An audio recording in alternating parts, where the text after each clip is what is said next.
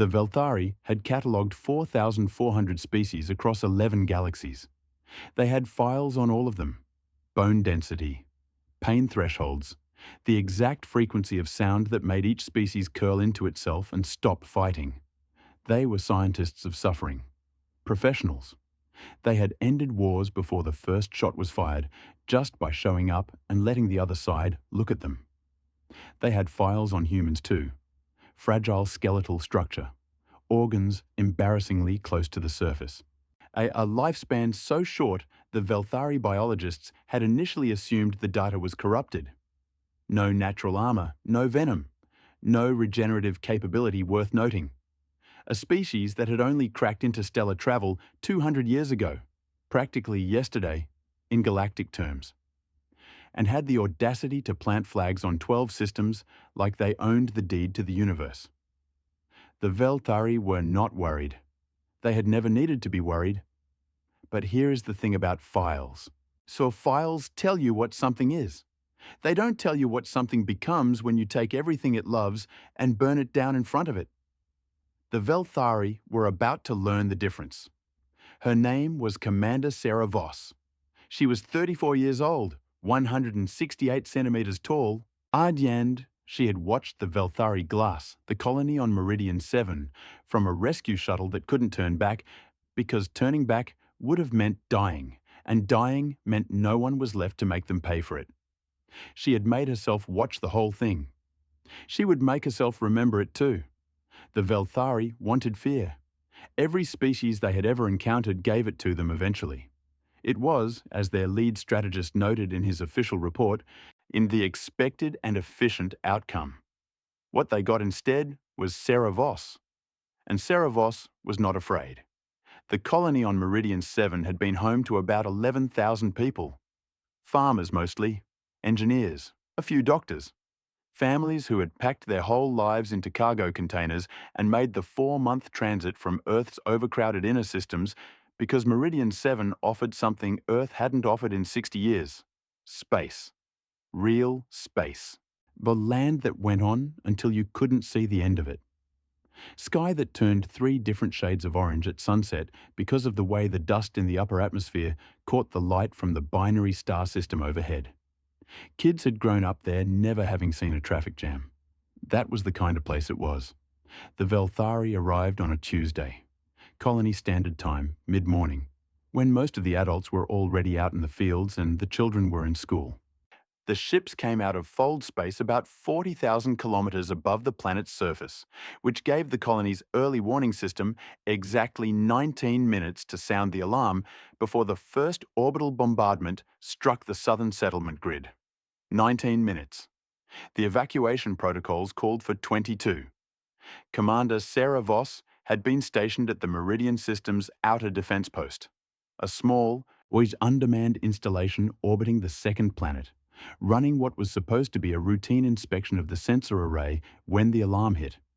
She heard it through her comm unit, a flat, repeating tone that every military officer in the human compact learned to recognize in basic training and spent the rest of their career quietly hoping they'd never hear in a real context.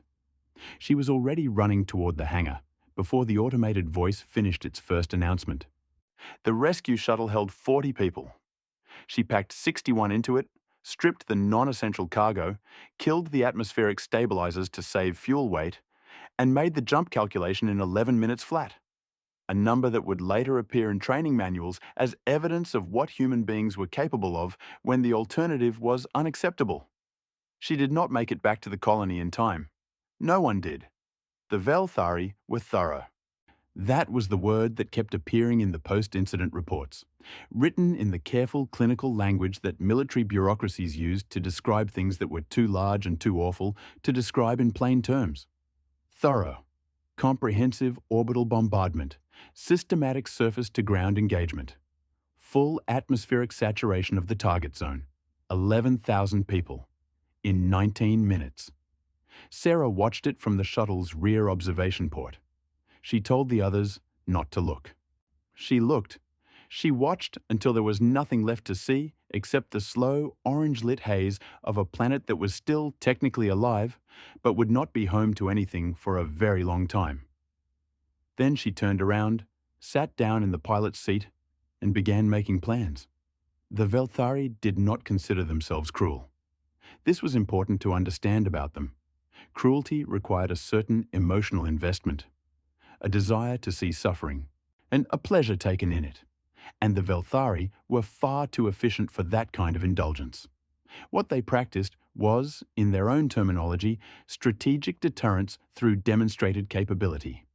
They found a species that was beginning to expand beyond its home system. They made a choice to establish early dominance, and they did so in the most visible and unmistakable way possible. It worked. It had always worked. The species they hit first would crumble. The ones watching from neighboring systems would calculate the math and decide that negotiation was smarter than resistance. Everybody saved time. Everybody, by the Velthari definition of the word, survived. Just in smaller numbers and with more cooperative attitudes. They were civilized about it. Their lead strategist, a being named Greth Vaughn, had overseen 43 such operations in his career. He was ancient by most species standards, patient, deeply methodical, and possessed of a confidence that had calcified over centuries into something that was no longer exactly arrogance, because arrogance requires some awareness that failure is theoretically possible. Greth Vaughn had filed his initial assessment of humanity 14 months before the Meridian 7 operation. He had concluded, based on observed military capability, resource capacity, psychological profiling, and historical behavior patterns across comparable species at similar development stages, is that humanity would require 3 to 4 demonstration events before initiating contact and requesting terms. He had been generous in that estimate. Most species needed 2.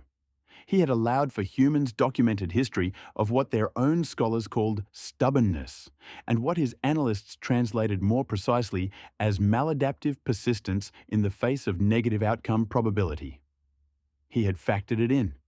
He had added an entire extra demonstration event as a buffer, and he was not concerned. Sarah spent the first 72 hours after Meridian 7 in a kind of focused, operational silence that the 61 survivors on the shuttle described afterward in very different ways depending on who was asked. The civilians mostly said she had seemed calm, in control, like someone who knew what she was doing, which was reassuring because none of them knew what they were doing and somebody needed to. The 2 junior officers on the shuttle told a different story, and they had been close enough to see her hands while she worked. Her hands were not calm. Her hands were doing something that looked like the opposite of calm. Gripping things too hard, releasing, gripping again, a rhythm that had nothing to do with the tasks she was performing, and everything to do with something she was managing internally that she had not chosen to share with anyone.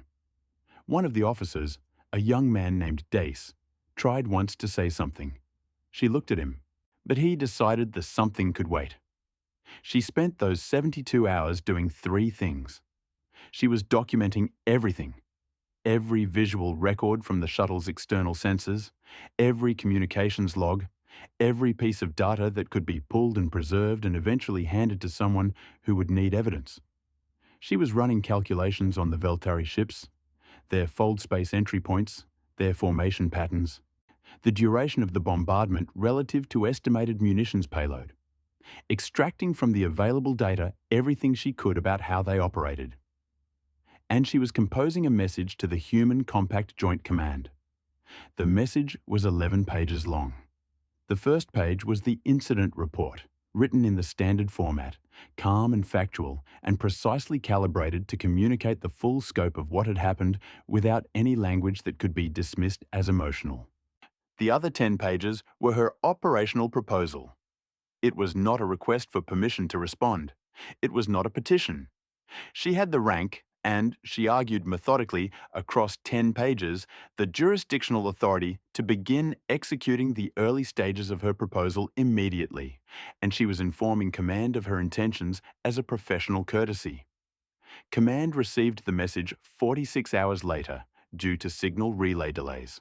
They spent 3 hours in an emergency session debating whether she was technically correct about her jurisdictional authority. She was.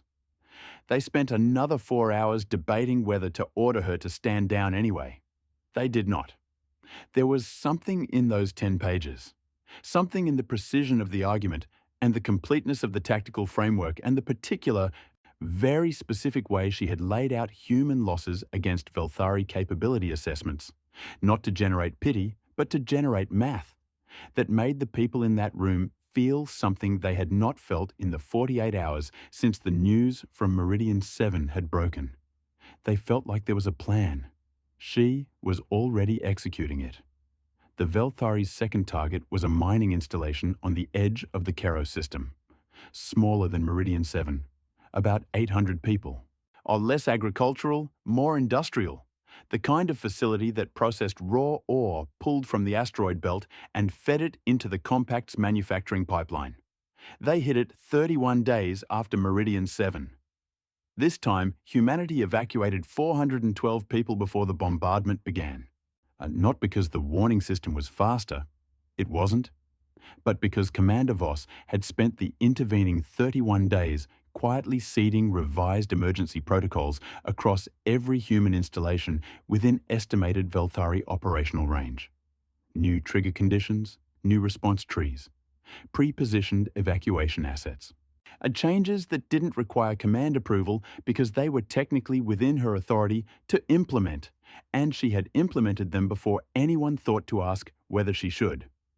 The Velthari noticed the increased evacuation success rate. Greth Vaughn added a note to his file. Humans appear to learn from negative reinforcement faster than projected. He revised his estimate upward slightly. 4 to 5 demonstration events. He was still not concerned. What he did not notice, because it was not yet visible, was what had been left behind in the Karo installation when the last evacuation shuttle cleared the debris field. Sarah had put it there herself, during a pre-positioned asset run that officially appeared in the log as a supply delivery to the installation's emergency shelter. The Velthari ships moved in after the bombardment to do what they always did: a post-strike survey to confirm target neutralization and collect atmospheric samples for the post-operation data file. Standard procedure. They had done it 43 times. The device she had left in the Karo installation's lower processing level had been designed by a woman named Dr. Yun Che, who had spent 12 years studying Velthari ship propulsion emissions for purely academic reasons and who had been one of the 11,000 on Meridian 7. Dr. Che's research was in Serra's documentation files. All of it. The device activated when the nearest Velthari survey ship passed within 200 kilometers of the installation's remnants. It did not destroy the ship. It did something more interesting. It attached a passive tracking filament to the ship's hull, to thinner than a human hair and made of a material that was functionally invisible to the electromagnetic scanning frequencies the Velthari used for hull integrity checks. The filament broadcast on a frequency band that Dr. Che had identified in her research as a gap in standard Velthari sensor monitoring. 3 of their ships were tagged before they left the Karo system. Sarah now knew where the Velthari fleet went after a strike. Greth Vaughn filed his post-Karo operational report with the standard conclusions intact. He did not mention the survey ships because there was nothing to mention. Everything had gone according to procedure. There is a particular kind of opponent that is genuinely dangerous, not because they are the strongest, or the fastest, or the most heavily armed, but because they do not behave according to the rules of engagement that their enemy has spent centuries refining. Every species the Velthari had ever encountered had, in some form, played the game they were designed to play.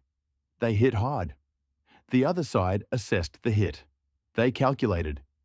They either fought back in predictable ways that the Velthari superior firepower resolved efficiently, or they sued for terms. It was a binary: strike, calculate, submit, or fight and lose. Nobody had ever spent 31 days studying them between strikes. Nobody had ever left something behind in the wreckage. Nobody had come at them sideways. The Velthari did not have a word for what Sarah was doing because they had never needed one.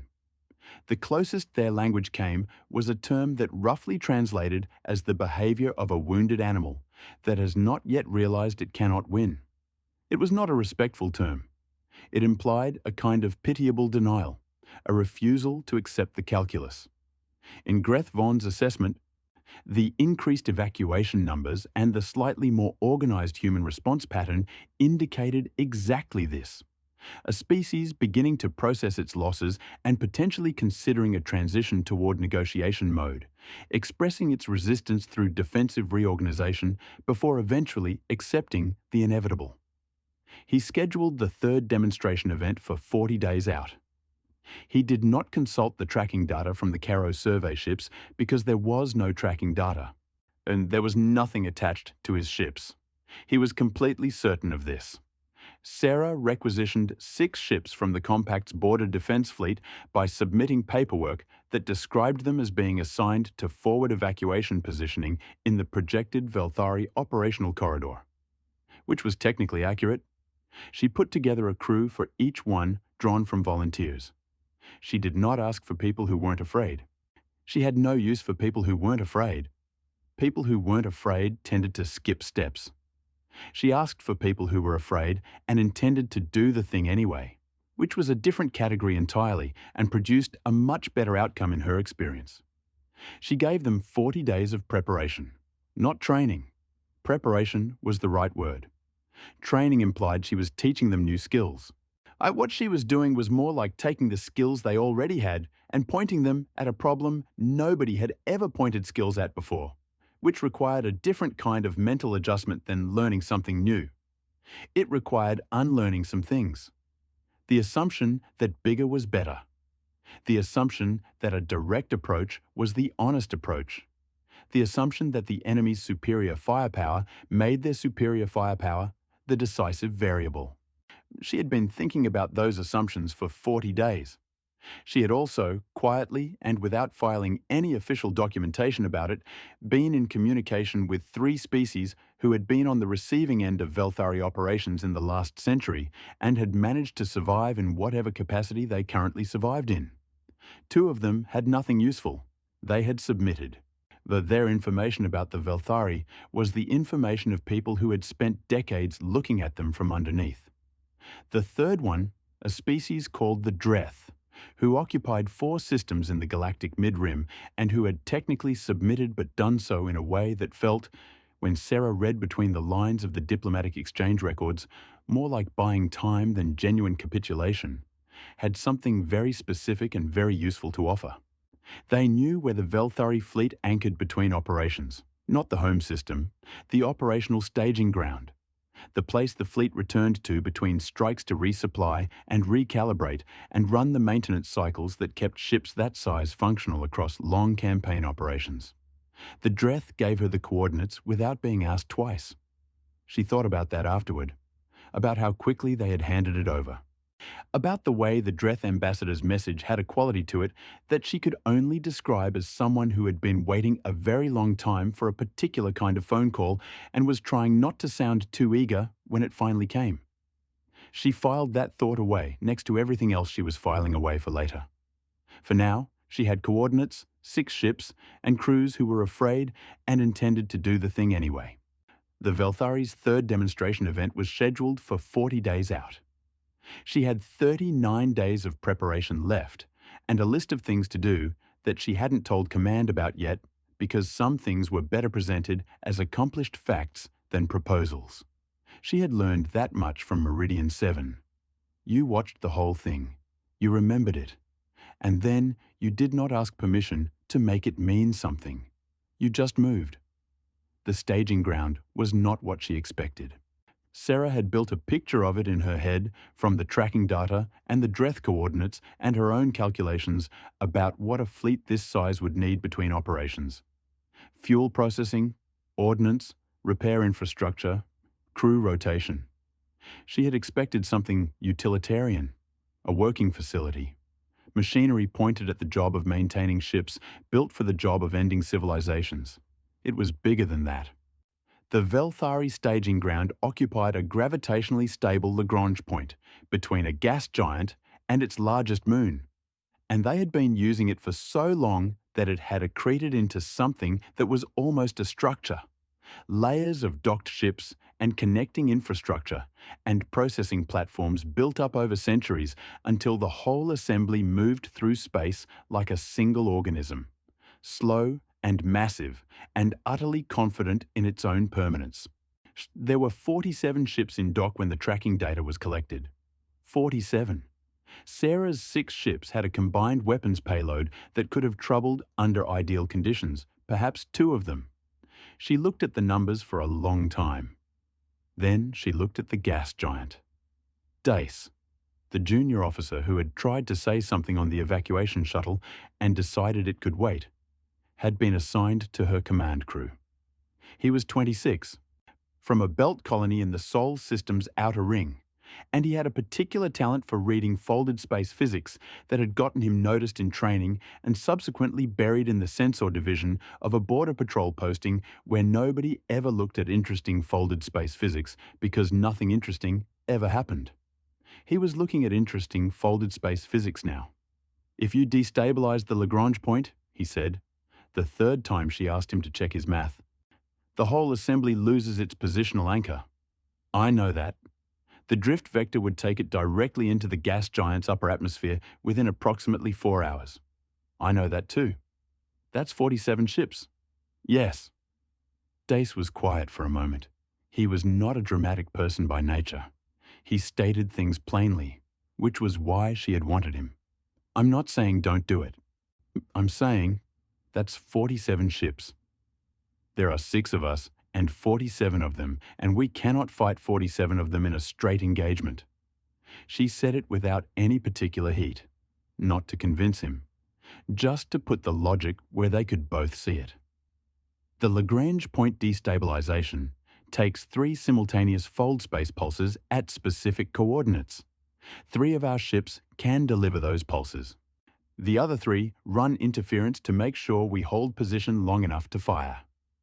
If any of the 47 ships gets to full power before the pulses land, they won't. How do you know? She showed him the second part of the plan. He was quiet again, but it was a different quality of quiet. The kind that meant he was rerunning the numbers and finding that they were, against his own expectations, correct. "You planned this before we left," he said. I planned this before Caro." Another pause. "Before we tagged the ships. The tagging confirmed the staging ground location. I needed the location to know if the plan was executable. It was always the plan." Dace looked at the schematic on the display in front of him. He looked at it for a long time. "Command doesn't know about this part. Command knows the operational objective. That is not the same thing as Command knowing about this part." "No," she agreed. "It isn't." He looked at the display again. She watched him doing the moral calculation that she had already done in the dark, on the shuttle, watching Meridian 7 burn. The one where you weighed what you were about to do against what had already been done and what would continue to be done if you didn't. It was not a comfortable calculation. It was not supposed to be. The discomfort was the point. The discomfort was what kept it from becoming something other than what she needed it to be. Okay," he said. That was all. The second part of the plan, the part that explained how 6 human ships were going to hold a position long enough to fire 3 fold space pulses at a Lagrange point currently anchoring 47 Velthari warships, required a piece of technology that the human compact did not officially possess. It did possess it unofficially, and because a defense contractor based in the Kepler habitation ring had been developing it for 11 years under a research budget line item labeled Theoretical Fold Space Resonance Applications, and had never quite reached the stage of successful field testing, which meant it existed in that particular bureaucratic no man's land where something has been built and paid for but cannot officially be deployed because it hasn't been approved. And it hasn't been approved because approving something that hasn't been field tested is a liability issue. Sarah had filed for Emergency Provisional Deployment Authority 17 days before departure.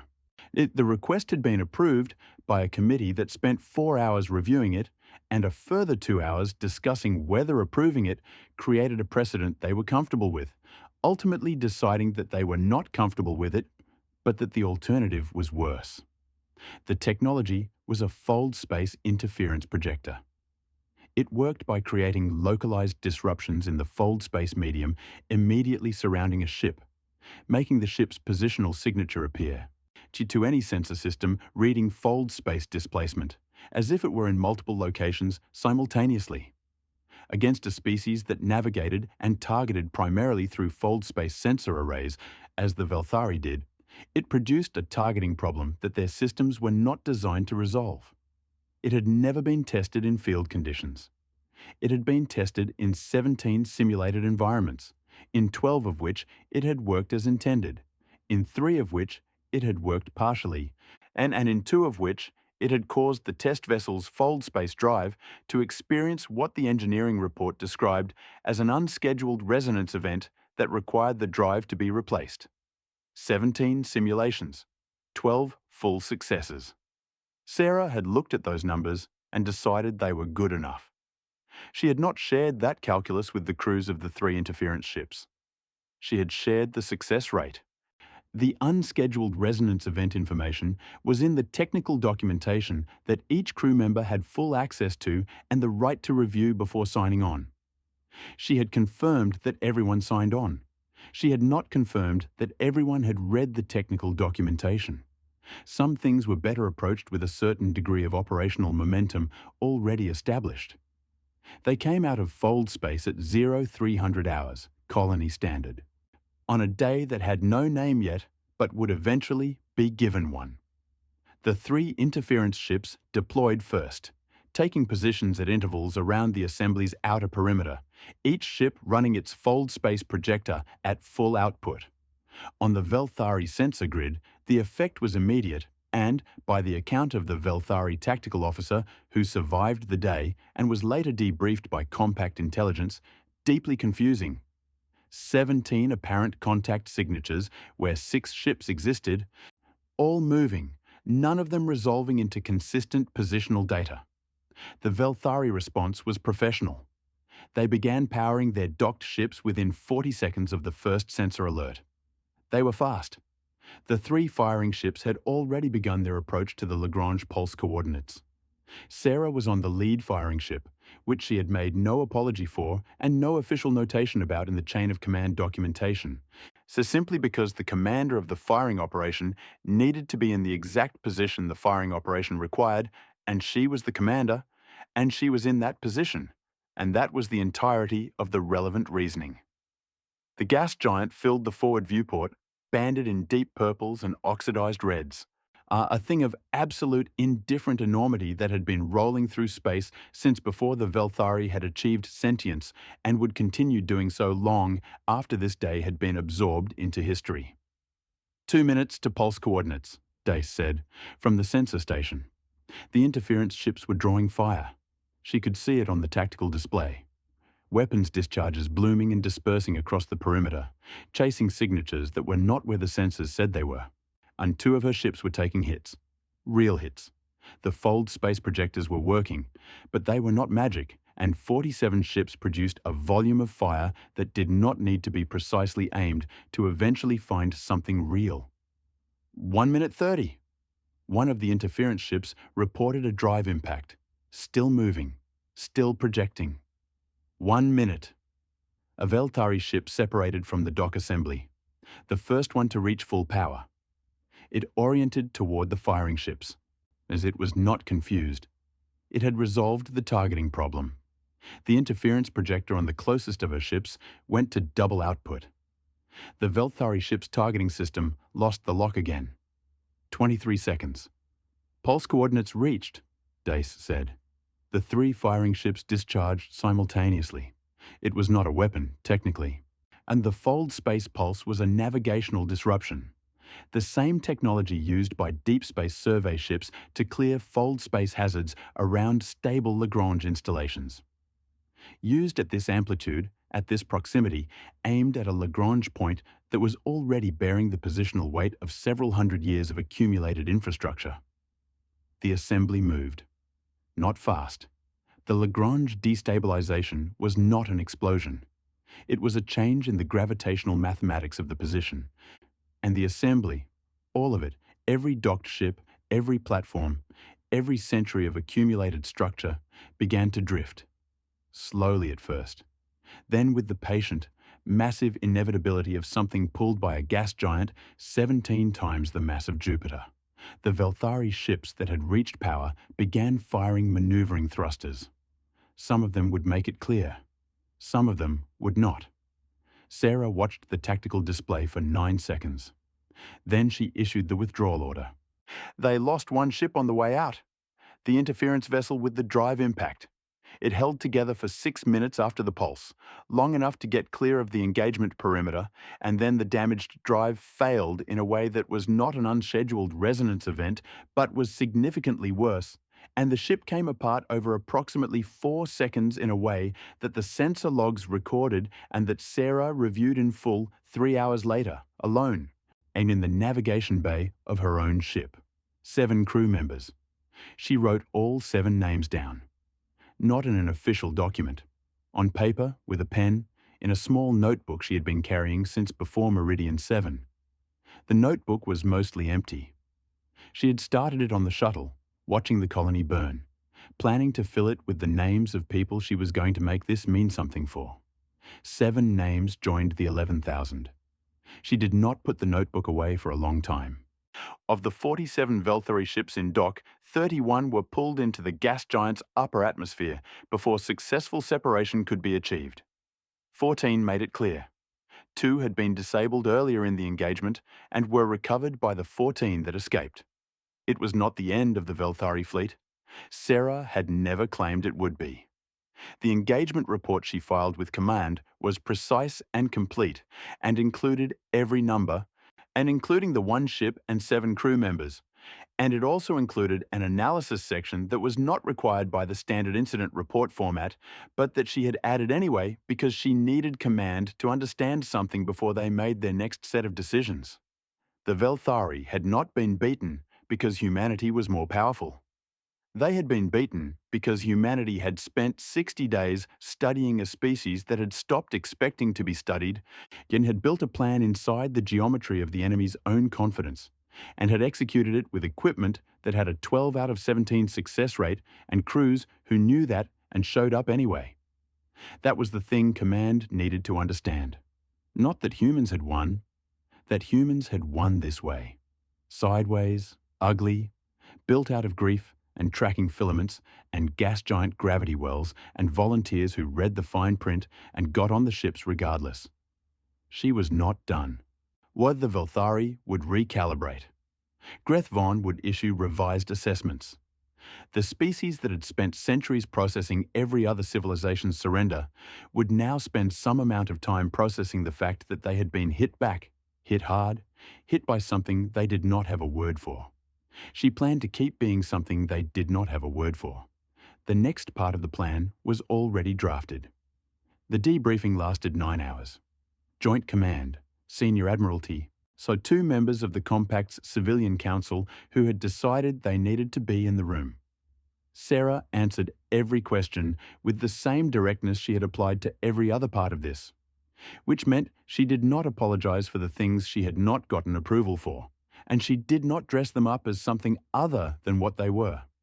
She had made decisions under authority she had stretched to its absolute outer edge and possibly slightly past it. She acknowledged this. She also presented the numbers. 31 Velthari ships. The Caro system had evacuated 412 people. Meridian 7's total losses sat at 11,000. The Velthari had been planning a 3rd demonstration event 40 days out, targeting a habitation cluster in the Solan corridor, with a projected population of around 18,000. That event was not happening now. The senior admiral, a man named Costa, who had the look of someone who had spent 40 years being the most exhausted person in any given room and had made his peace with it, listened to all 9 hours of the debrief and then sat quietly for a moment before asking one question. "What do you need?" Sarah opened the folder she had brought with her. The second operational proposal was 60 pages long. This time, she was asking for permission. Not because she needed it legally, because what came next was too large for one person to carry, and she needed people behind her who had chosen to be there, not people who would spend the next campaign arguing about the decision she'd made to start it. She needed the compact behind her, all of it, like the ships and the manufacturing and the research divisions, and the intelligence networks and the diplomatic corps who were going to have very important conversations with the Dreth and any other species who had been waiting a long time for a particular kind of phone call and had not expected it to come from a species that had only cracked interstellar travel 200 years ago. Costa took the folder. He looked at the first page for a while. The room was quiet. "The Velthari are going to come back," he said. "Not a question." "Yes." "Differently than before?" "Yes." "Because we surprised them once." "Because we surprised them once," she agreed, "and that is the only time that surprise is free. After this, it costs. And you have a plan for what it costs." She nodded at the folder. He looked at the room. The Admiralty, the Council members, they people who had spent the last 9 hours absorbing the scope of what she had done with 6 ships and 60 days and a tracking filament thinner than a human hair. "All right," Costa said. He opened the folder to page 2. Greth Vaughan's post-engagement assessment took 4 days to complete. It was the first report in his career that he had difficulty writing. Not because the facts were unclear. The facts were painfully, precisely clear. 31 ships. A Lagrange destabilization achieved by a species with 200 years of spaceflight capability against a military installation that had been continuously operational for 3 centuries. An operation that had used his own fleet's post-strike survey procedure to deploy tracking devices against his own ships. An operation that had leveraged data compiled by one of their own casualties. The humans had built their weapon out of their dead. That was the part he sat with the longest. He revised his species assessment 17 times over those 4 days. Every previous version had operated on the same foundational assumption that had underlain all 43 of his previous campaign assessments, that a species encountering sufficiently superior force would eventually resolve toward the same choice. The rational choice, the choice that preserved what could be preserved and accepted the loss of the rest. And he did not know how to write an assessment of a species that had apparently decided, as a functional operational posture, that the thing that could not be accepted was the loss itself. Every species he had ever assessed had, under sufficient pressure, found a point past which they would not fight. A threshold. A calculation that came out on the side of survival over resistance. His analysts had found no evidence that humanity had this threshold. They had found evidence of the opposite. Evidence that the losses did not diminish the fight, that they sharpened it, that a species who had watched 11,000 of their people die in 19 minutes had spent the following 60 days engineering the most efficient possible use of everything available to them, including their grief, which they had apparently processed not into submission, but into math. He filed the assessment with a recommendation that the Velthari Council reconsider their standard approach in the human theatre of operations. He used, for the first time in 43 campaigns, the word reconsider. He did not recommend withdrawal. He was not prepared to go that far. But he recommended a pause, a period of reassessment. Though he noted that the species they were dealing with had demonstrated capabilities in the areas of adaptive problem-solving, resource utilization under constraint, and collaborative tactical execution that fell outside the parameters of their standard predictive models. He noted that their file on humanity needed to be completely rewritten. He noted that they might want to do that before the next engagement. He did not note, because there was no professional language available to him for this, that he had sat in his office for most of one of those 4 days and looked at the operational schematic of what the human commander had done, tracing the logic of it from start to finish, and had experienced something that was functionally, by the closest Velthari equivalent, something like respect, mixed heavily, on with something that was closer to the feeling his species associated with the moment when a calculation you had been confident in for a very long time produces a result that does not match the expected output. He had been doing this for 43 campaigns. He had never gotten a result that did not match. The Dreth ambassador's name was Vel Kareth, and she met Sarah in a neutral space diplomatic station 2 months after the gas giant engagement, and in a room that had been checked for surveillance equipment 3 times by each party's own teams. Vel Kareth was older than she looked, by Dreth standards, and she had the quality of someone who carried a very old weight with a very practiced posture. She poured 2 cups of something warm and set one in front of Sarah without asking, and they sat for a moment before she spoke. "We have been waiting," she said, "for a very long time." "I know. Not for humans specifically." She considered the cup in her hands. "For anyone." Sarah thought about the coordinates delivered without hesitation, the phone call quality of the exchange. "How many others did you tell?" "No one." Velkareth looked at her steadily. "We were not sure anyone would use the information rather than save it as a negotiating chip. And species with something to protect tend to protect it by staying still." Sarah thought about the notebook in her jacket pocket, the paper one with 11,000 names and 7 more.